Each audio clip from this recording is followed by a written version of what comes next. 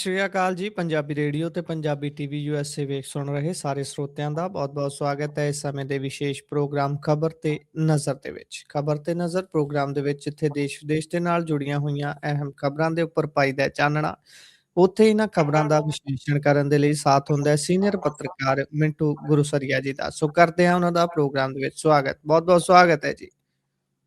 ਸ਼ੁਕਰੀਆ ਸਾਰਿਆਂ ਨੂੰ, ਸਤਿ ਸ੍ਰੀ ਅਕਾਲ ਜੀ। ਸਤਿ ਸ਼੍ਰੀ ਅਕਾਲ ਜੀ। ਸੋ ਅੱਜ ਦੇ ਪ੍ਰੋਗਰਾਮ ਦੇ ਸਪਾਂਸਰਸ ਦਾ ਕਰਦੇ ਚੱਲੀਏ ਧੰਨਵਾਦ। ਸਭ ਤੋਂ ਪਹਿਲਾਂ ਖਾਲਸਾ ਇੰਸ਼ੋਰੈਂਸ ਲੰਬੇ ਸਮੇਂ ਤੋਂ ਇੰਸ਼ੋਰੈਂਸ ਦੇ ਖੇਤਰ ਦੇ ਵਿੱਚ ਸੇਵਾਵਾਂ ਨਿਭਾ ਰਹੇ ਨੇ। ਤੁਸੀਂ ਵੀ ਇੰਸ਼ੋਰੈਂਸ ਬਾਬਤ ਸਲਾਹ ਮਸ਼ਵਰਾ ਕਰਨ ਦੇ ਲਈ ਸੰਪਰਕ ਕਰ ਸਕਦੇ ਹੋ। ਨੰਬਰ ਹੈ 408 272 2500। ਟਿਰਕਿਆਣਾ ਇਮੀਗ੍ਰੇਸ਼ਨ ਲਾ ਫਰਮ ਜੇ ਟਿਰਕਿਆਣਾ ਹੋਣਾ ਨਾਲ ਸੰਪਰਕ ਕਰ ਸਕਦੇ ਹੋ ਜੇਕਰ ਇਮੀਗ੍ਰੇਸ਼ਨ ਬਾਬਤ ਕਿਸੇ ਤਰ੍ਹਾਂ ਦੀ ਸਲਾਹ ਕਰਨੀ ਹੈ। Krishan Dhanota Yuba City, Baljinder Singh Nijjar Woodland, GN lube ਵਾਲੇ ਟਰੱਕ ਵਾਸ਼ ਕਰਦੇ ਨੇ, ਆਇਲ ਚੇਂਜ ਕਰਦੇ ਨੇ, 에ਅਰ ਬ੍ਰੇਕਸ ਦਾ ਕੰਮ ਤਸੱਲੀ ਬਖਸ਼ ਕਰਦੇ ਨੇ। ਤੁਸੀਂ ਇਹਨਾਂ ਦੇ ਕੋਲੋਂ ਨਵੇਂ ਪੁਰਾਣੇ ਟਾਇਰ ਵੀ ਖਰੀਦ ਸਕਦੇ ਹੋ। ਲੋਕੇਸ਼ਨ ਸੈਂਟਾਨੇਲਾ ਦੇ ਵਿੱਚ ਹੈ। ਨਿੰਮਾ ਸਹੋਤਾ ਹੋਣਾ ਦਾ ਨੰਬਰ ਹੈ 209 277 0113। Jaswinder Singh Nagra, Roseville, Avtar Singh Sangha Yuba City, Baldev Singh Kang Yuba City. ਬਹੁਤ-ਬਹੁਤ ਧੰਨਵਾਦ ਹੈ ਇਹਨਾਂ ਸਾਰੇ ਸਪਾਂਸਰਸ ਦਾ। ਹੁਣ ਰੁਕ ਕਰਦੇ ਹਾਂ ਜੀ ਖਬਰਾਂ ਦਾ ਮਿੰਟੂ ਜੀ। ਸਭ ਤੋਂ ਪਹਿਲੀ ਖਬਰ ਤੇ ਜੇਕਰ ਆਈਏ ਤਾਂ ਰਾਣਾ ਬਲਾਚੌਰੀਆ ਦਾ ਜਿਹੜਾ ਬੀਤੇ ਦਿਨੀ ਸੋਹਾਣਾ ਟੂਰਨਾਮੈਂਟ ਤੇ ਕਤਲ ਹੁੰਦਾ ਹੈ, ਉਸ ਮਾਮਲੇ ਦੇ ਵਿੱਚ ਡੀਜੀਪੀ ਨੂੰ ਤਲਬ ਕਰ ਲਿਆ ਗਿਆ ਹੈ ਜੀ। ਵੱਡੀ ਖਬਰ ਹੈ ਗੁਰਪ੍ਰੀਤ। ਇਸ ਲਿਹਾਜ਼ ਦੇ ਨਾਲ ਵੈਸੇ ਤੇ ਮੈਨੂੰ ਕਦੇ-ਕਦੇ ਨਾ ਇਦਾਂ ਲੱਗਦਾ ਹੈ ਕਿ ਜਿਹੜੇ ਸਾਡੇ ਡੀਜੀਪੀ ਸਾਹਿਬ ਆ, ਉਹਨਾਂ ਦੀ ਆਰਜ਼ੀ ਰਿਹਾਇਸ਼ ਹੀ ਹਾਈ ਕੋਰਟ ਦੇ ਲਾਗੇ ਛਾਗੇ ਕਿਤੇ ਬਣ ਗਈ ਆ।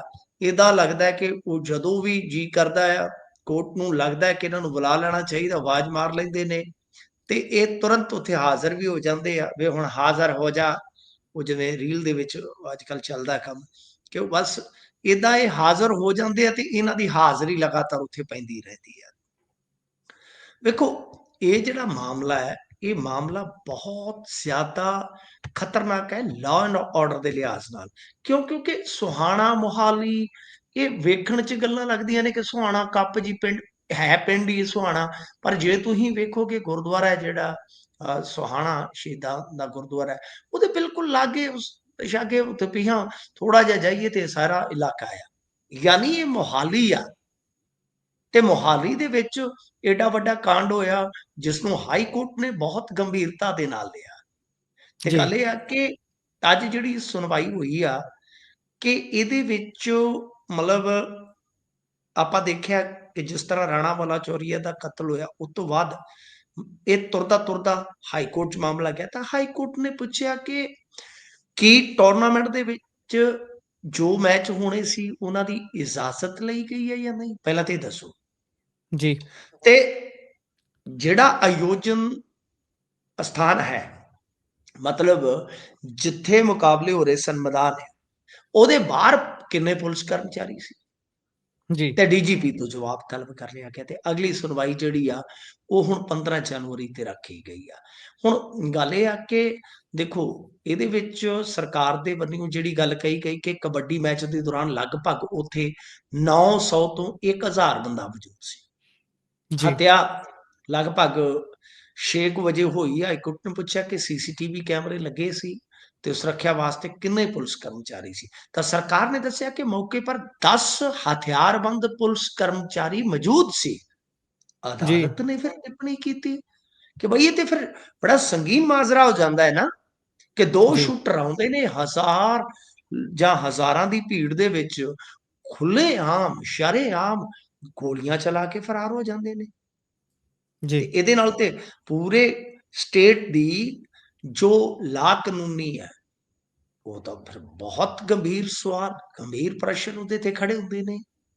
ਤਾਂ ਸਭ ਤੋਂ ਵੱਡਾ ਤੇ ਇਹੀ ਮਾਮਲਾ ਹੈ ਨਾ, ਕਿਉਂਕਿ ਦੱਸਦੇ ਆ ਕਿ ਮੋਹਾਲੀ ਦੇ ਜਿਹੜੇ ਉੱਥੇ ਪੁਲਿਸ ਸੁਪਰੀਡੈਂਟ ਸੀਗੇ, ਜਿਹੜੇ ਇਨਵੈਸਟੀਗੇਸ਼ਨ ਦੇ, ਸੌਰਭ ਜਿੰਦਲ, ਉਹ ਵੀ ਦੱਸਦੇ ਆ ਕਿ ਉੱਥੇ ਅਦਾਲਤ ਦੇ ਵਿੱਚ ਮੌਜੂਦ ਸੀ। ਹਾਈ ਕੋਰਟ ਨੇ ਪੁੱਛਿਆ ਕਿ ਦੋ ਦੋਸ਼ੀ ਜਿਹੜੇ ਸੀਗੇ ਹੱਤਿਆ ਕਰਕੇ ਭੱਜਣ 'ਚ ਕਿਵੇਂ ਸਫਲ ਰਹੇ। ਜੀ ਤੇ ਸਰਕਾਰ ਦੇ ਵੱਲੋਂ ਇਹ ਦੱਸਿਆ ਗਿਆ ਕਿ ਆਯੋਜਕਾਂ ਨੇ 40 ਨਿੱਜੀ ਸੁਰੱਖਿਆ ਗਾਰਡ ਵੀ ਤਾਇਨਾਤ ਕੀਤੇ ਹੋਏ ਸਨ, ਯਾਨੀ ਜਿਨ੍ਹਾਂ ਨੂੰ ਆਪਾਂ ਬਾਉਂਸਰ ਟਾਈਪ ਕਹਿੰਦੇ ਆ ਨਾ ਅੱਜ ਕੱਲ। ਜੀ ਜੀ ਅਦਾਲਤ ਨੇ ਵੀ ਸਵਾਲ ਕੀਤਾ ਕਿ ਇੱਕ ਡਿਪਟੀ ਸੁਪਰਡੈਂਟ ਆਫ ਪੁਲਿਸ ਉਹ ਉੱਥੇ ਚੀਫ ਗੈਸਟ ਹੈ, ਤੇ ਉਹ ਮੌਜੂਦਗੀ ਦੇ ਵਿੱਚ ਇਹ ਸਾਰਾ ਕੁਝ ਹੋ ਜਾਣਾ। ਤੇ ਆਯੋਜਨ ਦੇ ਲਈ ਸਰਕਾਰੀ ਪੱਧਰ ਤੇ ਜਿਹੜਾ ਵੀ ਕਿਹੜੇ ਸੁਰੱਖਿਆ ਪ੍ਰੋਟੋਕਾਲ ਜਿਹੜੇ ਅਪਣਾਏ ਜਾਣੇ ਚਾਹੀਦੇ ਸੀ। ਮਤਲਬ ਕਿ ਜੇ ਡੀਐਸਪੀ ਉੱਥੇ ਚੀਫ ਗੈਸਟ ਹੈ ਤੁਹਾਡਾ, ਤੇ ਉਹਦੇ ਮੁਤਾਬਕ ਪ੍ਰੋਟੋਕਾਲ ਜਿਹੜੇ ਆ ਉਹ ਕਿਹੜੇ ਤੁਹਾਨੂੰ ਉੱਥੇ ਪਾਲਣ ਕਰਨੇ ਚਾਹੀਦੇ ਸਨ। ਤੇ ਫਿਰ ਸਭ ਤੋਂ ਵੱਡੀ ਗੱਲ ਹੈ ਕਿ ਇਹਨਾਂ ਨੇ ਇੱਕ ਸਵਾਲ ਪੁੱਛਿਆ ਕਿ ਬਈ ਗੱਲ ਇਹ ਆ ਕਿ ਹੁਣ ਤੱਕ ਇਹਨਾਂ ਨੂੰ ਗ੍ਰਿਫਤਾਰ ਕਿਉਂ ਨਹੀਂ ਕੀਤਾ ਜਾ ਸਕਿਆ। ਅਦਾਲਤ ਨੇ ਕਿਹਾ ਕਿ ਸਟੇਟ ਦੇ ਵਿੱਚ ਲਾਅ ਐਂਡ ਆਰਡਰ ਦੀ ਸਥਿਤੀ ਬੇहद ਖਰਾਬ ਹੈ, ਤੇ ਜੇ ਅਦਾਲਤ ਇਹੋ ਜਿਹੇ ਮਾਮਲਿਆਂ ਦੇ ਵਿੱਚ ਜਵਾਬ ਨਹੀਂ ਮੰਗੇਗੀ ਤੇ ਫਿਰ ਕੌਣ ਮੰਗੇਗਾ। ਸਰਕਾਰ ਨੇ ਜੀ ਹਲਫਨਾਮਾ ਦਾਖਲ ਕਰਨ ਦੀ ਪੇਸ਼ਕਸ਼ ਕੀਤੀ, ਪਰ ਅਦਾਲਤ ਨੇ ਤਿੱਖਾ ਸਵਾਲ ਕੀਤਾ ਕਿ ਕੇਵਲ ਤੇ ਕੇਵਲ ਹਲਫਨਾਮਿਆਂ ਦੇ ਨਾਲ ਹੀ ਇਹੋ ਜਿਹੀਆਂ ਘਟਨਾਵਾਂ ਨੂੰ ਤੁਸੀਂ ਰੋਕ ਲਓਗੇ। ਜੀ ਵੀ ਹੁਣ ਤੱਕ ਤੁਸੀਂ ਜਿਹੜੇ ਮੁੱਖ ਸ਼ੂਟਰ ਆ ਉਹਨਾਂ ਨੂੰ ਫੜਿਆ ਕਿਉਂ ਨਹੀਂ। ਤਾਂ ਯਾਨੀ ਹੂੰ ਕੁੱਲ ਮਿਲਾ ਕੇ ਆਪਾਂ ਕਹਿ ਸਕਦੇ ਹਾਂ ਕਿ ਸਰਕਾਰ ਇਸ ਮਾਮਲੇ ਦੇ ਵਿੱਚ ਲਗਾਤਾਰ ਕਸੂਤੀ ਕਰਦੀ ਜਾ ਰਹੀ ਆ। ਕਿਉਂਕਿ ਵੇਖੋ ਗੱਲ ਇਹ ਆ, ਜਦੋਂ ਆਪਾਂ ਦੇਖਦੇ ਹਾਂ ਕਿ ਸੋਸ਼ਲ ਮੀਡੀਆ ਤੇ ਜਾਂ ਇਹਨਾਂ ਚੀਜ਼ਾਂ ਦਾ ਦਬਾਅ ਉਹ ਲੱਗ ਜਾਂਦਾ ਹੈ, ਤਾਂ ਫਿਰ ਸਰਕਾਰ ਨੂੰ ਥੋੜਾ ਇਧਰੋਂ ਤੇ ਸੁੱਖ ਦਾ ਸਾਹ ਹੁੰਦਾ ਕਿ ਲਓ ਜੀ ਲੋਕ ਹੁਣ ਦੂਜੇ ਪਾਸੇ ਹੋ ਗਏ ਨੇ। ਪਰ ਇਸ ਦਰਮਿਆਨ ਜੇ ਕੋਰਟ ਆ ਜਾਂਦੀ ਹੈ ਵਿੱਚ, ਅਦਾਲਤ ਇਹੋ ਜਿਹੇ ਮਾਮਲੇ ਦੇ ਵਿੱਚ ਸਵੈ ਨੋਟਿਸ ਲੈ ਲੈਂਦੀ ਹੈ ਜਾਂ ਉਹਦੇ ਵਿੱਚ ਕੋਈ ਪਟੀਸ਼ਨ ਪੈ ਜਾਂਦੀ ਹੈ, ਫਿਰ ਜੀ ਇਹਨਾਂ ਵਾਸਤੇ ਸਥਿਤੀ ਉਨੀ ਹੀ ਗੁੰਝਲਦਾਰ ਤੇ ਉਨੀ ਹੀ ਕਠਿਨ ਹੋ ਜਾਂਦੀ ਹੈ। ਤੇ ਇੱਧਰ ਰਾਣਾ ਵਾਲਾ ਚੌਰੀਏ ਦੇ ਮਾਮਲੇ ਦੇ ਵਿੱਚ ਜੇ ਆਪਾਂ ਗੱਲ ਕਰੀਏ, ਤੇ ਇੱਕ ਪਿੱਛੇ ਜੇ ਬੜੀ ਖਬਰ ਉੱਡੀ ਸੀ ਕਿ ਪਿਸਟਲ ਜਿਸ ਬੰਦੇ ਨੇ ਚੋਰੀ ਕੀਤਾ ਹੈ ਉਹ ਮਲੋਟ ਦਾ ਜੀ ਹੈ। ਮੇਰੀ ਜਾਣਕਾਰੀ ਮੁਤਾਬਕ ਉਹ ਮਲੋਟ ਦਾ ਨਹੀਂ ਹੈ ਗੁਰਪ੍ਰੀਤ, ਜਿੰਨੀ ਕੁ ਜੀ ਅਸੀਂ ਮਹਿਕਮੇ ਦੇ ਵਿੱਚੋਂ ਜਾਣਕਾਰੀ ਹਾਸਲ ਕੀਤੀ ਹੈ ਕਿ ਪੁਲਿਸ ਕੱਲ ਪਰਸੋਂ ਤੱਕ ਉਹਦੇ ਬਿਲਕੁਲ ਨੇੜੇ ਸੀ, ਤੇ ਉਹ ਬੰਦਾ ਯਾਨੀ ਕਿਸੇ ਹੋਰ ਏਰੀਏ ਦਾ ਸੀ। ਬਾਕੀ ਇਨਵੈਸਟੀਗੇਸ਼ਨ ਦਾ ਪਾਰਟ ਹੈ, ਮੈਂ ਬਹੁਤਾ ਨਹੀਂ ਕਹਾਂਗਾ, ਪਰ ਉਸ ਬੰਦੇ ਨੇ ਸਮਾਨ ਜਿਹੜੇ ਬੰਦੇ ਦੇ ਕੋਲ ਸੀ, ਜਿੱਦਾਂ ਪਿਸਟਲ ਸੀ ਜਾਂ ਕੁਝ ਹੋਰ ਚੀਜ਼ਾਂ, ਕਿ ਇਹ ਕਹਿ ਕੇ ਹਾਸਲ ਕੀਤੀਆਂ ਸਨ ਕਿ ਮੈਂ ਉਹਦਾ ਕਰੀਬੀ ਹਾਂ। ਪਰ ਪੁਲਿਸ ਹੁਣ ਉਹਦੇ ਕਰੀਬ ਸੀ ਕੱਲ ਪਰਸੋਂ ਤੱਕ, ਪਰ ਇਹਨਾਂ ਮੈਨੂੰ ਦੱਸ ਦਿੱਤਾ ਗਿਆ ਕਿ ਉਹ ਮਲੋਟ ਦਾ ਬੰਦਾ ਨਹੀਂ ਸੀ। ਜੀ ਜੀ ਇਸ ਤੋਂ ਅੱਗੇ ਜੇਕਰ ਆਪਾਂ ਵਧੀਏ ਤਾਂ ਉਧਰ ਨਗਰ ਨਿਗਮ ਚੋਣਾਂ ਤੋਂ ਪਹਿਲਾਂ ਭਾਜਪਾ ਨੇ ਵੱਡਾ ਉਲਟਫੇਰ ਕਰ ਦਿੱਤਾ ਹੈ ਜੀ। ਦੇਖੋ, ਨਗਰ ਨਿਗਮ ਦੀਆਂ ਚੋਣਾਂ ਕਹਿ ਲਓ ਜਾਂ ਮੇਅਰ ਦੀ ਚੋਣ ਆਪਾਂ ਕਹੀਏ, ਨਗਰ ਨਿਗਮ ਆਪਣੇ ਇੱਧਰ ਕੌਂਸਲਰ ਦੀਆਂ ਚੋਣਾਂ ਆਉਣਗੀਆਂ। ਇਸ ਨੂੰ ਆਪਾਂ ਦਰੁਸਤ ਕਰੀਏ ਕਿ ਜੀ ਇਹ ਚੰਡੀਗੜ੍ਹ ਨਿਗਮ ਦੀ ਮੇਅਰ ਚੋਣ ਹੈ ਸਭ ਤੋਂ ਵੱਡੀ ਗੱਲ ਤੇ ਜਿਹੜੀ ਹੈ। ਠੀਕ ਹੈ ਤੇ ਜੀ ਇਹਦੇ ਵਿੱਚ ਇੱਕ ਗੇਮ ਹੋ ਗਈ, ਖੇਲਾ ਹੋ ਗਿਆ। ਇਹਦੇ ਵਿੱਚ ਖੇਲਾ ਜੀ ਇਉਂ ਹੋ ਗਿਆ ਬਈ ਕਿ ਸੁਮਨ ਦੇਵੀ, ਪੂਨਮ ਦੇਵੀ ਯਾਨੀ ਦੋ ਦੇਵੀਆਂ, ਇਹ ਆਮ ਆਦਮੀ ਪਾਰਟੀ ਛੱਡ ਕੇ ਤੇ ਕਵਲ ਜੋ ਫੁੱਲ ਹੈ, ਜਿਹਨੂੰ ਆਪਾਂ ਕਈ ਵਾਰ ਚਰਚਾ 'ਚ ਦੇਖਦੇ ਹਾਂ, ਆਪਰੇਸ਼ਨ ਲੋਟਸ, ਤਾਂ ਇਹ ਜਿਹੜਾ ਮਾਮਲਾ ਹੈ ਉਹ ਕੁਝ ਇਸ ਤਰ੍ਹਾਂ ਦਾ ਹੈ ਕਿ ਦੋਵੇਂ ਦੇਵੀਆਂ ਝਾੜੂ ਛੱਡ ਕੇ ਕਮਲ ਦੇ ਫੁੱਲ ਦੀਆਂ ਤਲਬਦਾਰ ਬਣ ਗਈਆਂ। ਤਲਬਗਾਰ ਬਣ ਜੀ ਗਈਆਂ ਤਾਂ ਇਹਦਾ ਮਤਲਬ ਇਹ ਆ ਕਿ ਝਟਕਾ ਲੱਗ ਗਿਆ ਆਮ ਆਦਮੀ ਪਾਰਟੀ ਦੀਆਂ ਉਮੀਦਾਂ ਨੂੰ, ਬੜਾ ਵੱਡਾ ਜੀ ਝਟਕਾ। ਆਮ ਆਦਮੀ ਪਾਰਟੀ ਕਹਿੰਦੀ ਕਿ ਇਹ ਤੇ ਹਾਰਸ ਟ੍ਰੇਡਿੰਗ ਹੋ ਰਹੀ ਹੈ। ਜੀ ਭਈ ਹਾਰਸ ਟ੍ਰੇਡਿੰਗ ਮਤਲਬ ਕਿ ਸਮਝਦੇ ਹੋ ਨਾ ਤੁਸੀਂ, ਵੀ ਮਾਲ ਜੀ ਵਗੈਰਾ ਦੇ ਕੇ ਸਾਡੇ ਕਾਉਂਸਲਰ ਜਿਹੜੇ ਆ ਉਹ ਤੋੜ ਰਹੇ ਨੇ ਇਹ। ਪਰ ਪੰਜਾਬ ਦੇ ਵਿੱਚ ਵੀ ਤੇ ਤੁਸੀਂ ਆਹ ਕੁਛ ਕਰਦੇ ਹੋ ਨਾ, ਆਹੋ ਫਾਰਮੂਲਾ ਤੁਹਾਡੇ ਤੇ ਉਹ ਕਹਿ ਦਿੰਦੇ ਨੇ ਕਿ ਸਾਮ ਧਾਮ ਦੰਡ ਵੇਦ ਸਭ ਕੁਛ ਜੀ ਤੁਹਾਡੇ ਤੇ ਖੁੱਲੇ ਰੂਪ ਦੇ ਵਿੱਚ ਹੀ ਨੇਤਾ ਕਹਿੰਦੇ ਨੇ। ਖੈਰ, ਹੁਣ ਉੱਥੇ ਜੋ ਸੂਰਤ-ਏ-ਹਾਲ ਹੈ ਉਹ ਸੂਰਤ-ਏ-ਹਾਲ ਕੀ ਹੈ, ਬੜੀ ਦਿਲਚਸਪ ਗੇਮ ਹੈ। ਹੁੰਦਾ ਕੀ ਆ ਕਿ ਚੰਡੀਗੜ੍ਹ ਦੇ ਵਿੱਚ ਜਿਹੜੇ ਕੁੱਲ ਕਾਉਂਸਲਰ ਆ ਉਹ 35 ਆ। ਇਹ ਤੇ ਮੇਰੇ ਖਿਆਲ ਦੇ ਨਾਲ ਸਾਰਿਆਂ ਨੂੰ ਅੰਕੜੇ ਯਾਦ ਹੋ ਗਏ ਹੋਣੇ ਆ, ਕਿਉਂਕਿ ਹਰ ਸਾਲ ਇਹਨਾਂ ਦਾ ਪੇਚਾ ਪੈ ਜਾਂਦਾ ਹੈ। ਤੇ 35 ਪਲੱਸ 1 ਯਾਨੀ ਮੈਂਬਰ ਪਾਰਲੀਮੈਂਟ, ਤੇ ਇਸ ਤੋਂ ਇਲਾਵਾ 9 ਜਿਹੜੇ ਹੁੰਦੇ ਆ ਕਾਉਂਸਲਰ, ਉਹ ਨੋਮੀਨੇਟਡ ਹੁੰਦੇ ਆ, ਜੀ ਪਰ ਉਹਨਾਂ ਦੇ ਕੋਲ ਵੋਟਿੰਗ ਰਾਈਟਸ ਨਹੀਂ ਹੁੰਦੇ। ਅਜਿਹੇ 'ਚ 36 ਵੋਟਾਂ ਨੂੰ ਮਤਲਬ ਕਿ ਮੰਨਿਆ ਜਾਂਦਾ ਪੈਮਾਨਾ, ਤੇ ਉਹਦੇ ਵਿੱਚ 19 ਵੋਟਾਂ ਵਾਲਾ ਜਿਹੜਾ ਉਹ ਜਿੱਤ ਜਾਂਦਾ ਹੈ। ਹੁਣ ਕੀ ਹੋਇਆ ਕਿ ਭਾਜਪਾ ਜਿਹੜੀ ਹੈ ਉਹਦੇ ਕੋਲ 16 ਸੀ, ਆਮ ਆਦਮੀ ਪਾਰਟੀ ਕੋਲ 13 ਸੀ, 2 ਦਾ ਖੇਲ ਹੋ ਗਿਆ। ਤਾਂ ਭਾਜਪਾ ਕੋਲ ਕਿੰਨੇ ਹੋ ਗਏ? 16 + 2 18। ਆਮ ਆਦਮੀ ਪਾਰਟੀ ਕੋਲ ਜੇ ਆਪਾਂ 13 ਗਿਣੇ ਆ ਤਾਂ 13 ਚੋਂ -2 ਉਹਨਾਂ ਦੇ ਕੋਲ 11 ਰਹਿ ਗਏ। ਤੇ ਫੇਰ ਕੀ ਰਹਿ ਗਿਆ? ਕਾਂਗਰਸ ਕੋਲ 6 ਤੇ plus Manish Tiwari member parliament 7। ਤਾਂ ਵੋਟ ਜੀ ਇੱਕ ਚਾਹੀਦੀ ਆ, ਭਾਜਪਾ ਨੂੰ ਖੇਲਾ ਕਰ ਜਾਣਗੇ। ਕਿਉਂਕਿ ਆਪਾਂ ਨੂੰ ਪਤਾ ਹੈ ਖੇਲਾ ਕਰਨ ਦੇ ਵਿੱਚ ਤੇ ਮਾਸਟਰ ਨੇ ਜੀ, ਇਹਨਾਂ ਦਾ ਕੋਈ ਮੁਕਾਬਲਾ ਹੀ ਨਹੀਂ, ਇਹਨਾਂ ਦਾ ਕੋਈ ਸਾਨੀ ਹੀ ਨਹੀਂ ਹੈ।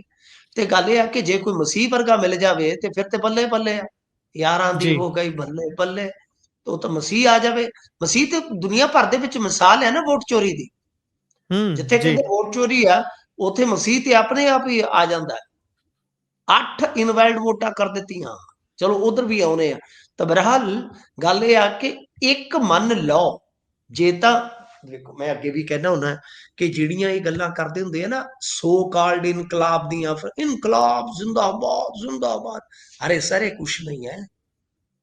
ਮੈਂ ਪੰਜਾਬੀ ਨੌਜਵਾਨਾਂ ਨੂੰ ਬੇਨਤੀ ਵੀ ਕਰਦਾ ਹੁੰਦਾ, ਜਿਵੇਂ ਹੰਸਰਾਜ ਇੱਕ ਕੰਪੀਟੀਸ਼ਨ 'ਚ ਜੱਜ ਬਣੇ ਸੀ ਤੇ ਉਹ ਕੋਈ ਬੇਸੁਰਾ ਜੀ ਆ ਗਿਆ ਮੇਰੇ ਵਰਗਾ, ਹੂੰ ਬੇਸੁਰਾ ਆ ਗਿਆ ਤੇ ਉਹ ਕਹਿੰਦੇ ਪੁੱਤ ਇਹ ਤੇਰੇ ਵੱਸ ਦਾ ਨਹੀਂ ਹੈਗਾ, ਤੂੰ ਕੋਈ ਹੋਰ ਕੰਮ ਕੁਮ ਕਰ ਲੈ, ਵੈਲਡਿੰਗ ਵੁਲਡਿੰਗ ਹੀ ਸਿੱਖ ਲੈ ਮੇਰਾ ਪੁੱਤ, ਗਾਉਣਾ ਤੇਰੇ ਵੱਸ ਦਾ ਨਹੀਂ ਹੈਗਾ। ਤੂੰ ਗੱਲ ਇਹ ਆ ਜੀ ਕਿ ਬਈ ਇਹਨਾਂ ਦੇ ਮਗਰ ਲੱਗ ਕੇ ਸਾਡੇ ਵਰਗਿਆਂ ਨੂੰ, ਤੁਹਾਡੇ ਵਰਗਿਆਂ ਨੂੰ ਗਾਲਾਂ ਕੱਢਣ ਦੀ ਬਜਾਏ ਤੁਸੀਂ ਕੋਈ ਵੈਲਡਿੰਗ ਵੁਲਡਿੰਗ ਦਾ ਕੰਮ ਸਿੱਖ ਲਓ, ਜ਼ਿੰਦਗੀ 'ਚ ਕੁਝ ਹੂੰ, ਕਰ ਜਾਓਗੇ। ਜੀ ਇਹ ਤੇ ਤੁਹਾਨੂੰ ਤੁਸੀਂ ਚਾਨਣ ਵੇਖੋ ਕਿਦਾਂ ਹੁੰਦਾ 2026 ਚ। जी ਜਿਵੇਂ ਉਹ ਕਹਿੰਦੇ ਨਾ ਹੁਸਨ ਵਾਲੇ ਕਬੂतर ਕੀ ਨਸਲ ਸੇ ਹੋਤੇ हैं, कभी इसकी बगल में कभी उसकी बगल में होते हैं। ਇਹ ਤੇ ਬਗਲਾਂ ਦੇਖੋ ਕਿਵੇਂ ਬਦਲਦੇ ਕਬੂਤਰ। जी ਤਾਂ ਬਈ ਗੱਲ ਇਹ ਆ ਕਿ ਇਹਨਾਂ ਦੀ ਜਿਹੜੀ ਆਈਡੀਓਲੋਜੀ ਆ ਬੜੀ ਕਮਜ਼ੋਰ ਆਈਡੀਓਲੋਜੀ ਆ ਅੱਜ ਕੱਲ ਦੇ ਰਾਜਨੀਤਿਕ ਲੋਕਾਂ ਦੀ। ਤੁਸੀਂ ਇਹ ਵੇਖੋ ਕਿ ਇਦਾਂ ਆ ਕਿ ਜਿੱਦਾਂ ਉਹ ਜਿਵੇਂ ਮੋਟਾ ਸੰਤਰਾ ਸ਼ਰਾਬ ਹੁੰਦੀ ਆ ਨਾ, ਪੀ ਕੇ ਕੁਝ ਬੰਦੇ ਜਿਹੜੇ ਹੁੰਦੇ ਆ ਠੇਕੇ ਤੋਂ, ਉਹ ਦਵਾ ਦਾ ਮੋਟਰਸਾਈਕਲ ਨੂੰ ਕਿੱਕ ਮਾਰਦੇ। ਕੋਈ ਪੁੱਛੇ ਤੇ ਭਾਈ ਕਾਤੋਂ ਇੰਨੀ ਕਾਲੀ ਵੀ ਗਟ ਗਟ ਗਟ ਕਰਕੇ ਤੇ ਹੁਣ ਕਿੱਧਰ ਨੂੰ? ਤਾਂ ਉਹ ਕਹਿੰਦੇ ਆ ਕਿ ਇਹਨੇ ਇੱਕੇ ਵਾਰੀ ਬਾਲਾ ਜਿਹਾ ਮਾਰਨਾ, ਮੁੜ ਕੇ ਫੇਰ ਲੈ ਜਾਣੀ ਹੈ ਜਾ ਕੇ ਰੋਟੀ ਖਾ ਲਈਏ ਭੱਜ ਕੇ। जी ਮਤਲਬ ਕਿ ਇਹ ਇੱਕੇ ਵਾਰੀ ਚੜ੍ਹਦੀ ਆ ਸਿਰ ਨੂੰ, ਇਹ ਜਿਹੜੀ ਤੁਹਾਡੀ ਹੈਗੀ ਆ ਨਾ ਸੋ ਕਾਲਡ ਇਨਕਲਾਬ ਦੀ ਲੋਰ। ਮੁੜ ਕੇ ਬਈ ਆ ਵੇਖ ਲਓ ਕਿੰਨੇ ਬੰਦੇ ਰੋਂਦੇ ਆ, 5 ਸਾਲ 10 ਸਾਲ ਗਾਲ ਲੈ, ਗੱਡੀਆਂ ਤੁੜਵਾ ਲੀਆਂ, ਕੱਖ ਨਹੀਂ ਹੋ, ਕੱਖ ਨਹੀਂ ਹੋ ਪੱਲੇ ਉਸਤਾਦ ਦੇ। ਤਾਂ ਗੱਲ ਇਹ ਆ ਕਿ ਇਹਨਾਂ ਦੀ ਆਈਡੀਓਲੋਜੀ ਇਹੋ ਜੀ ਆ ਕਿ ਚੁਣਦਾ ਕੋਈ ਆ, ਬੁਣਦਾ ਕੋਈ ਆ, ਤੇ ਫੇਰ ਲੈ ਕੋਈ ਜਾਂਦਾ, ਖੇੜਿਆਂ ਨੂੰ ਲਈ ਜਾਂਦਾ, ਕੋਈ ਪੁੱਟ ਕੇ ਸਿਆਲੋਂ ਬੂਟਾ, ਪਤਾ ਨਹੀਂ ਕਿਹੜਾ ਲਾਉਂਦਾ ਹੈ, ਕਿਹੜਾ ਪਾਲਦਾ ਹੈ, ਕਿਹੜਾ ਲੈ ਜਾਂਦਾ। ਤਾਂ ਬਹਰਹਾਲ ਗੱਲ ਇਹ ਆ ਕਿ ਇਸ ਵੇਲੇ ਆਪਾਂ ਵੇਖੀਏ ਤੇ ਉੱਥੇ ਭਾਜਪਾ ਜਿਹੜੀ ਆ, ਜੇ ਉਹ ਕੋਈ ਖੇਡ ਕਰ ਗਈ, ਇੱਕ ਅੱਧਾ ਇਨਕਲਾਬੀ ਇਹਨਾਂ ਦਾ ਹੋਰ ਰਿੜ ਗਿਆ ਉਧਰ ਨੂੰ, ਤੇ ਬਸ ਬਸ ਫਿਰ ਤੇ ਬਣਾ ਗਏ।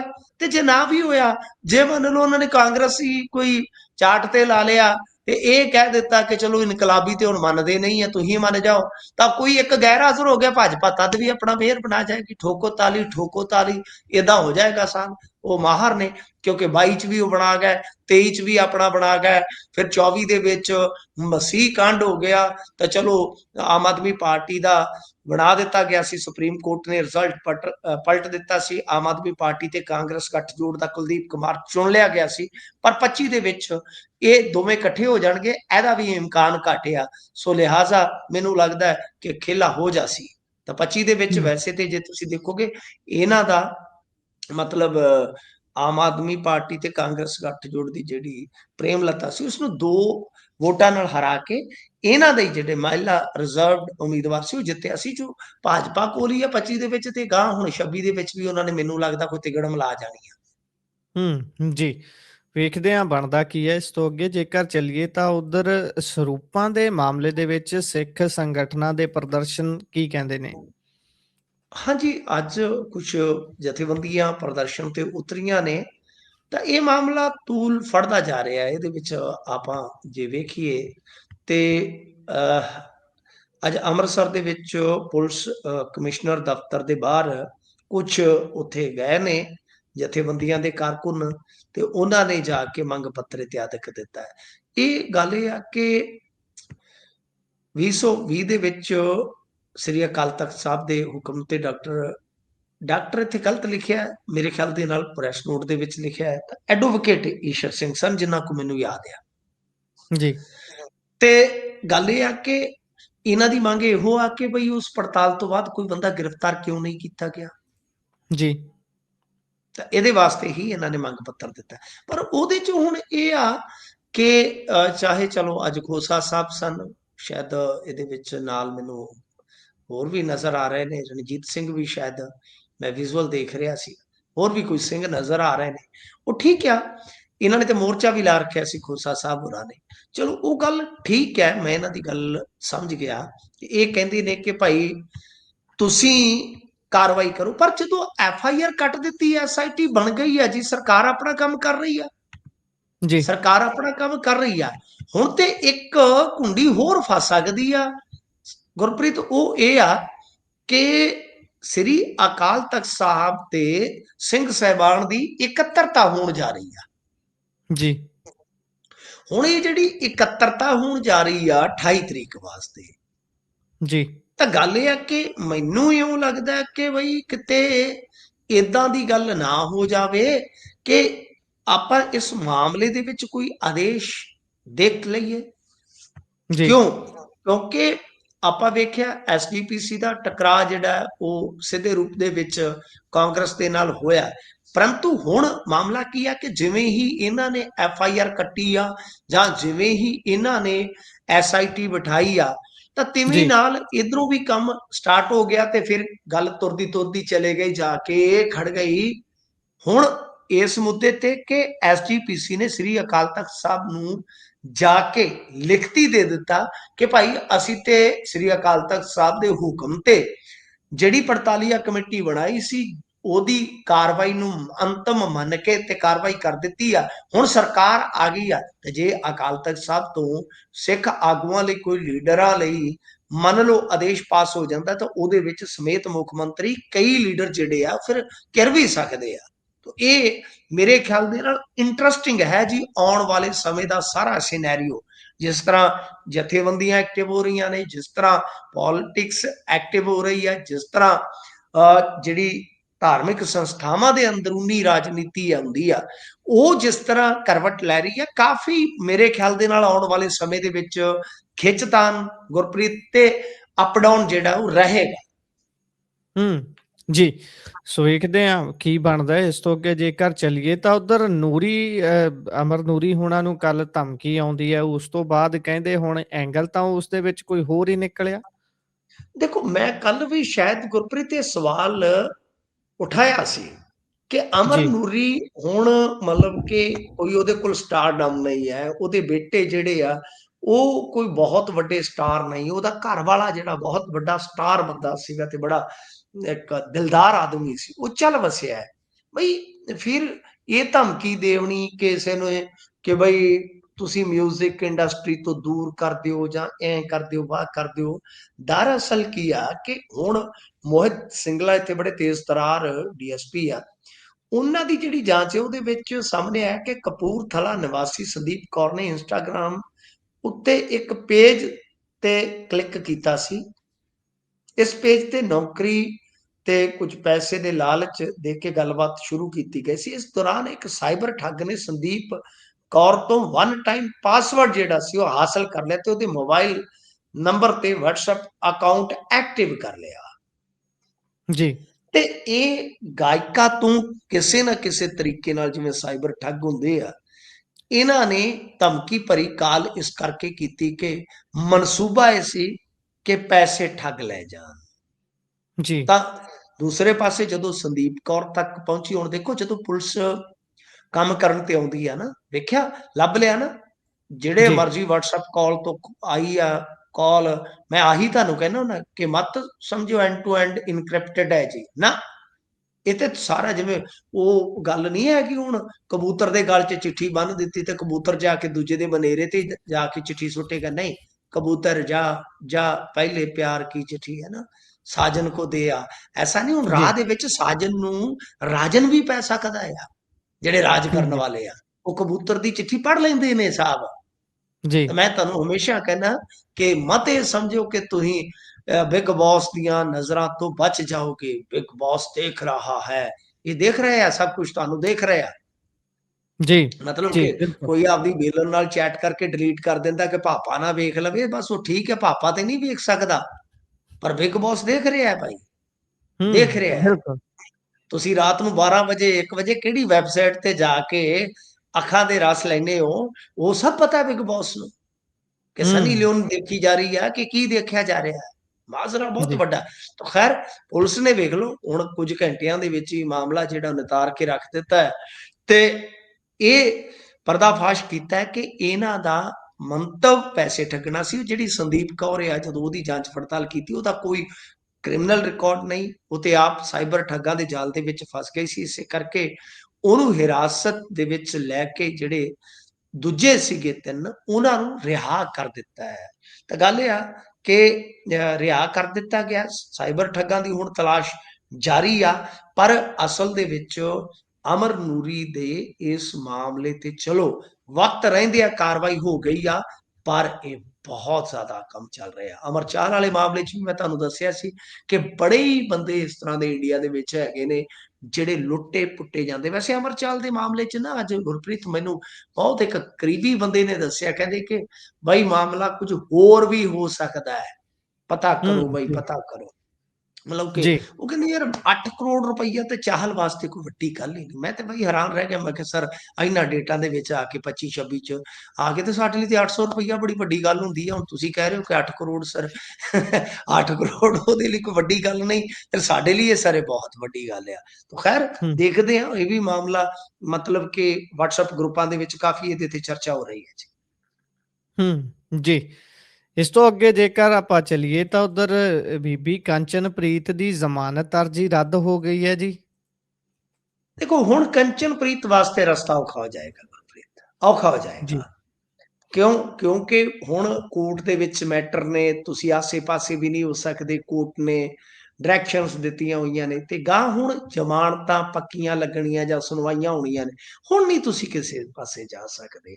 ਤਾਂ ਲਿਹਾਜ਼ਾ ਮਾਮਲਾ ਜਿਹੜਾ ਹੈ ਇਹਦੇ ਵਿੱਚ ਕਿਉਂਕਿ ਕੁਝ ਅਲੱਗ-ਅਲੱਗ ਪਰਚੇ ਆ, ਠੀਕ ਹੈ ਨਾ? ਸੋ ਜੀ, ਇਸ ਕਰਕੇ ਅਸੀਂ ਆਡੀਅנס ਨੂੰ ਕਿਤੇ ਕਨਫਿਊਜ਼ ਨਾ ਕਰ ਬਈਏ, ਤਾਂ ਮੈਂ ਸਾਫ਼ ਕਰ ਦੇਵਾਂ ਕਿ ਜਿਹਦੇ ਵਿੱਚ ਜ਼ਮਾਨਤ ਜਿਹੜੀ ਹੈ ਉਹ ਰੱਦ ਹੋਈ ਅਰਜ਼ੀ, ਤਾਂ ਉਹ ਮਾਮਲਾ ਕੀ ਹੈ ਕਿ ਉਹਦੇ ਵਿੱਚ ਇਹ ਦਰਜ ਕੀਤਾ ਗਿਆ ਕਿ ਕੰਚਨਪ੍ਰੀਤ ਕੌਰ ਨੇ ਝੂਠੀ ਪਛਾਣ ਦੀ ਵਰਤੋਂ ਕਰਕੇ ਜਾਲੀ ਦਸਤਾਵੇਜ਼ ਤਿਆਰ ਕੀਤੇ, ਫਿਰ ਮਤਲਬ ਕਿ ਗਲਤ ਢੰਗ ਦੇ ਨਾਲ ਇੰਡੀਆ 'ਚ ਐਂਟਰੀ ਕੀਤੀ ਤੇ ਫਿਰ ਸ਼ਾਇਦ ਡਾਈਵੋਰਸ ਵੀ ਕਿਤੇ ਨਾ ਕਿਤੇ ਇੱਕ ਚਾਲ ਦੇ ਨਾਲ ਕਥਿਤ ਤੌਰ ਤੇ ਬਈ ਫਾਈਲ ਕੀਤਾ। ਯਾਨੀ ਕੁੱਲ ਮਿਲਾ ਕੇ ਆਪਾਂ ਕਹਿ ਲਈਏ ਕਿ ਮਾਮਲੇ ਇਹ ਆ ਕਿ ਜਿਹੜਾ ਅਮਰਤਪਾਲ ਸਿੰਘ ਹੈ ਜੀ, ਤਾਂ ਉਹਦੇ ਨਾਲ ਵਿਆਹ ਕੰਚਨਪ੍ਰੀਤ ਦਾ, ਪਰ ਵਿਆਹ ਦਾ ਜਿਹੜਾ ਸਰਟੀਫਿਕੇਟ ਉਹ ਹਰਪ੍ਰੀਤ ਦੇ ਨਾਮ ਤੇ ਆ, ਪਾਸਪੋਰਟ 'ਚ ਜੀ, ਹਰਪ੍ਰੀਤ ਦਾ ਨਾਮ ਆ। ਤਾਂ ਜੀ, ਸ਼ਾਇਦ ਡਾਈਵੋਰਸ ਦਾ ਵੀ ਇਹੀ ਯਤਨ ਹੋਏਗਾ ਕਿ ਸੈਪਰੇਸ਼ਨ ਦਿਖਾ ਦਿੱਤੀ ਜਾਵੇ, ਪਰ ਉਹ ਤੋਂ ਪਹਿਲਾਂ ਇਹ ਮਾਮਲੇ ਜਿਹੜੇ ਆ ਹੁਣ ਉਲਝ ਗਏ। ਤਾਂ ਲਿਹਾਜ਼ਾ ਮੇਰਾ ਮੰਨਣਾ ਹੈ ਕਿ ਹੁਣ ਕੰਚਨਪ੍ਰੀਤ ਕੌਰ ਵਾਸਤੇ ਰਸਤਾ ਮਤਲਬ ਕਿ ਸਿਆਸੀ ਤੌਰ ਤੇ ਠੀਕ ਆ, ਵਧੀਆ ਹੋ ਸਕਦਾ ਆਉਣ ਵਾਲੇ ਸਮੇਂ ਦੇ ਵਿੱਚ। ਕਾਨੂੰਨੀ ਤੌਰ ਤੇ ਹੁਣ ਦੇਖੋ, ਕਿਉਂਕਿ ਜੇ ਤੁਹਾਡੀ ਸੈਸ਼ਨ ਕੋਰਟ ਨੇ ਜ਼ਮਾਨਤ ਅਰਜ਼ੀ ਰੱਦ ਕਰ ਦਿੱਤੀ ਹੈ ਤਾਂ ਤੁਹਾਨੂੰ ਹਾਈ ਕੋਰਟ ਜਾਣਾ ਪਵੇਗਾ, ਹਾਈ ਕੋਰਟ ਜਾਣਾ ਪਵੇਗਾ, ਸੁਪਰੀਮ ਕੋਰਟ ਜਾਣਾ ਪਵੇਗਾ। ਜਿੰਨੀ ਵੱਡੀ ਅਦਾਲਤ ਨਾ ਗੁਰਪ੍ਰੀਤ, ਜੀ, ਓਨਾ ਹੀ ਬਰੀਕ ਛਾਨਣਾ ਹੁੰਦਾ ਹੈ ਉੱਥੇ, ਓਨਾ ਹੀ हुँ, ਬਰੀਕ ਛਾਨਣਾ ਹੁੰਦਾ ਹੈ।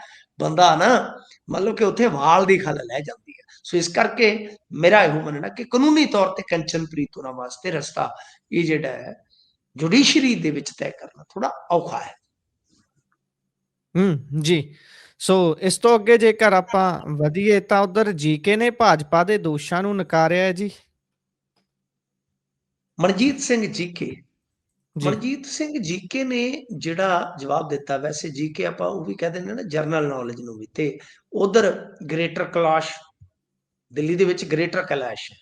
ਮਨਜੀਤ ਜੀ, ਸਿੰਘ ਜੀਕੇ ਜਥੇਦਾਰ ਸੰਤੋਖ ਸਿੰਘ ਦੇ ਲੜਕੇ, ਬੜਾ ਉਹਨਾਂ ਦਾ ਵੀ ਨਾਮ ਚਰਚਿਤ ਰਿਹਾ ਹੈ। ਤਾਂ ਬਹਰਹਾਲ ਗੱਲ ਇਹ ਆ ਕਿ ਬਈ ਮਨਜੀਤ ਸਿੰਘ ਜੀਕੇ ਨੇ ਜਵਾਬ ਜਿਹੜਾ ਦਿੱਤਾ ਹੈ ਉਹ ਇਹ ਆ, ਕਿਉਂਕਿ ਬਲੀਏਵਾਲ ਸਾਹਿਬ ਜਿਹੜੇ ਹੈਗੇ ਭਾਰਤੀ ਜਨਤਾ ਪਾਰਟੀ ਦੇ ਆਗੂ ਅਤੇ ਕੈਪਟਨ ਅਮਰਿੰਦਰ ਸਿੰਘ ਦੀ ਟੀਮ ਦੇ ਅਹਿਮ ਮੈਂਬਰ, ਜੀ, ਉਹਨਾਂ ਨੇ ਇੱਕ ਗੱਲ ਕਹੀ ਸੀ ਕਿ ਸਾਹਿਬਜ਼ਾਦਿਆਂ ਦੇ ਨਾਂ ਦੇ ਨਾਲ ਵੀਰਵਾਲ ਦਿਵਸ ਲਾਉਣ ਲਈ ਉਹ ਜੀਕੇ ਤੇ ਸੁਖਬੀਰ ਬਾਦਲ ਇਹਨਾਂ ਦੀ ਸਹਿਮਤੀ ਸੀਗੀ ਤੇ ਦਿੱਲੀ ਕਮੇਟੀ ਵੱਲੋਂ ਕਰਵਾਏ ਗਏ ਸੈਮੀਨਾਰ 'ਚ ਅਕਾਲੀ ਦਲ ਦੇ ਪ੍ਰਧਾਨ ਸੁਖਬੀਰ ਬਾਦਲ, ਮਨਜੀਤ ਸਿੰਘ ਜੀਕੇ, ਰਜਤ ਸ਼ਰਮਾ ਮੌਜੂਦ ਸਨ। ਜੀ, ਤਾਂ ਗੱਲ ਇਹ ਆ ਕਿ ਇਹ ਦੋਸ਼ ਬਲੀਏਵਾਲ ਸਾਹਿਬ ਦੇ ਸਨ ਕਿ ਸਾਹਿਬਜ਼ਾਦੇ ਬਾਬਾ ਜ਼ੋਰਾਵਰ ਸਿੰਘ ਤੇ ਬਾਬਾ ਫਤਿਹ ਸਿੰਘ ਜੀ ਦੀ ਲਾਸਾਨੀ ਸ਼ਹਾਦਤ ਹੈ ਜਿਹੜੀ, ਉਹਦੇ ਸਮਰਪਿਤ ਦਿਹਾੜੇ ਨੂੰ ਨਾਂ ਦੇ ਦਿੱਤਾ ਜਾਵੇ ਵੀਰਵਾਲ ਦਿਵਸ।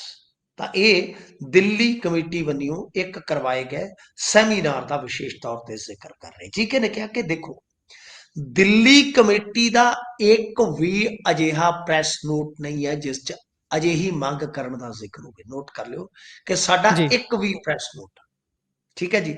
ਤੇ ਨਾਲ ਉਹਨਾਂ ਕਿਹਾ ਕਿ ਸੈਮੀਨਾਰ ਦੇ ਵੀਡੀਓ ਦਾ ਲਿੰਕ ਵੀ ਮੈਂ ਸਾਂਝਾ ਕਰ ਸਕਦਾ, ਜਿਸ ਤੋਂ ਸਾਫ਼ ਹੋ ਜਾਂਦਾ ਕਿ ਸ਼੍ਰੋਮਣੀ ਅਕਾਲੀ ਦਲ ਦੇ ਪ੍ਰਧਾਨ ਸੁਖਬੀਰ ਸਿੰਘ ਬਾਦਲ ਜਾਂ ਉਹਨਾਂ ਵੱਲੋਂ ਕਦੇ ਵੀ ਛੋਟੇ ਸਾਹਿਬਜ਼ਾਦਿਆਂ ਦੀ ਲਾਸਾਨੀ ਸ਼ਹਾਦਤ ਨੂੰ ਸਮਰਪਿਤ ਦਿਹਾੜੇ ਦਾ ਨਾਮ ਵੀਰਵਾਲ ਦਿਵਸ ਰੱਖਣ ਦੀ ਮੰਗ ਨਹੀਂ ਕੀਤੀ ਗਈ।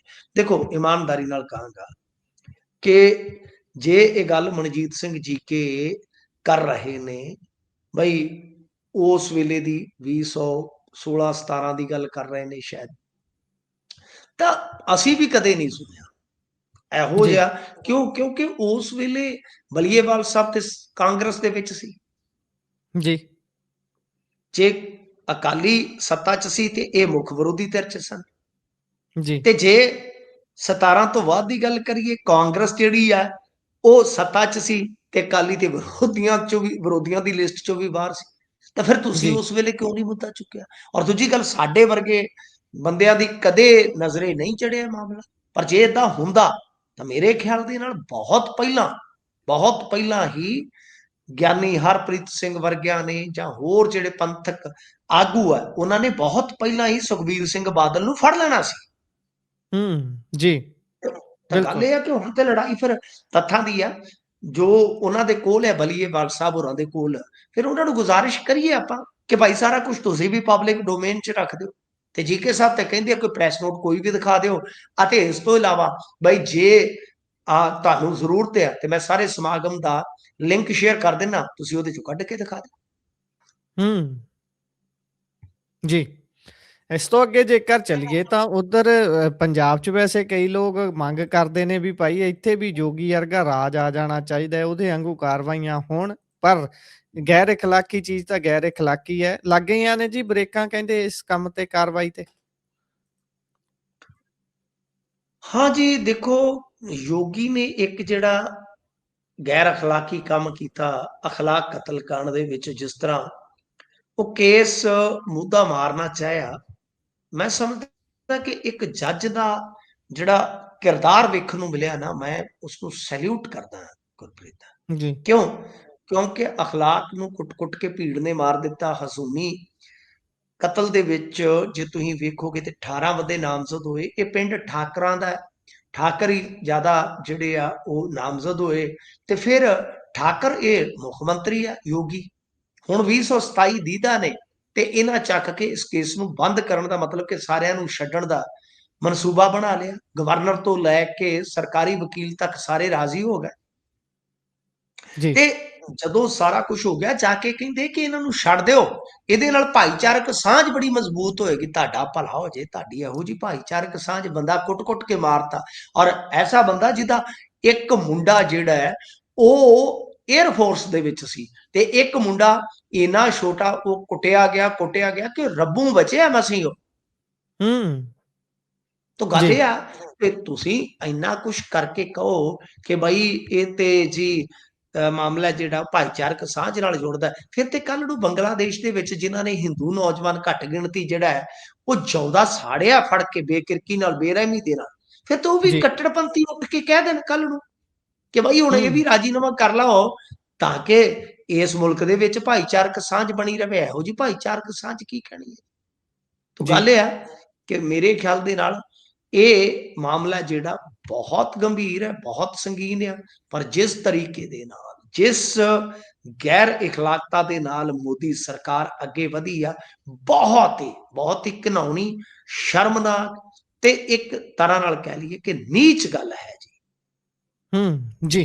ਇਸੇ ਦੇ ਨਾਲ ਪ੍ਰੋਗਰਾਮ ਦਾ ਸਮਾਂ ਇੱਥੇ ਹੀ ਸਮਾਪਤ ਹੁੰਦਾ ਹੈ। ਤੁਸੀਂ ਜੁੜੇ, ਜਾਣਕਾਰੀਆਂ ਸਾਂਝੀਆਂ ਕੀਤੀਆਂ, ਬਹੁਤ ਬਹੁਤ ਧੰਨਵਾਦ ਜੀ। ਧੰਨਵਾਦ।